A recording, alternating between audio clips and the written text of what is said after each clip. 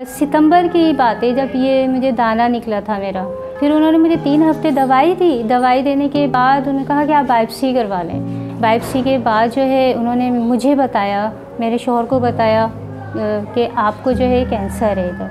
जब उन्होंने बताया उस वक्त मैं वहीं रोना शुरू हो गई थी और मेरे हाथ पैर लरज़ रहे थे, काँप रहे थे, मैं बुरी तरह रो रही थी।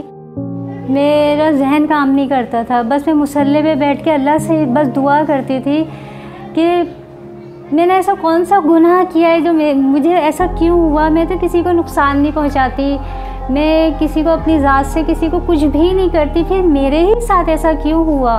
मैं रोती रहती थी मुसल्ले पे बैठ के, तहज्जुद में रोती थी। मैं अपने बच्चों को देखती रहती थी, अब इनका क्या होगा, अब इनका क्या होगा।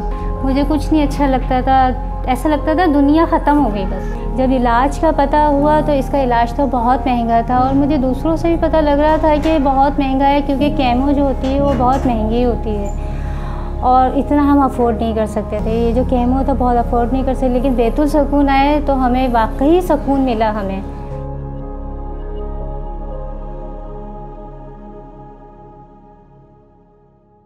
फिर 4 केमो हुई। 4 के बाद उन्होंने मेरा डिसाइड करा कि ऑपरेट होगा मेरा। उसके बाद फिर मेरे 12 केमो और चढ़ने थे, 16 केमो होने थे। एक कीमो जो इसको स्टार्ट में 4 हुए थे वो तकरीबन वो बता रहे थे कि 4-4.25 लाख रुपए का एक है, और जो 12 कीमो जो छोटे करे थे तो वो 1.5 लाख पौने 2 लाख रुपए के एक।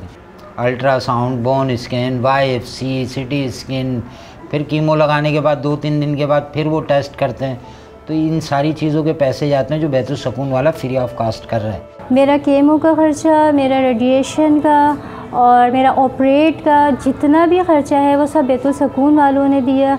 और अब मैं अल्लाह ताला का शुक्र है मैं ठीक हो गई हूँ, और जो दवाई अब मुझे मंथली मिल रही है वो भी बैतुल सुकून वाले ही देते हैं। मैं बैतुल सुकून वालों का तो मैं बहुत एहसानमंद हूँ। मैं उनका तो बस जितना शुक्र अदा करूँ ना बहुत है। जितना मैं अल्लाह का शुक्र अदा करती हूँ इतना ही इनका भी एहसान मानती हूँ। मैं अल्लाह ताला से ये दुआ करती हूँ कि अल्लाह ताला मुझे इतना कर दे कि मैं अपने बच्चों की शादियाँ देखूँ, इनकी शादियाँ कर दूँ अपनी ज़िंदगी में।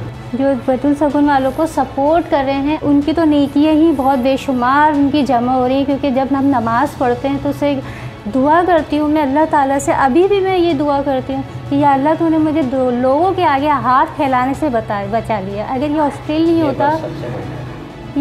नहीं होता तो मुझे कोई नहीं देता।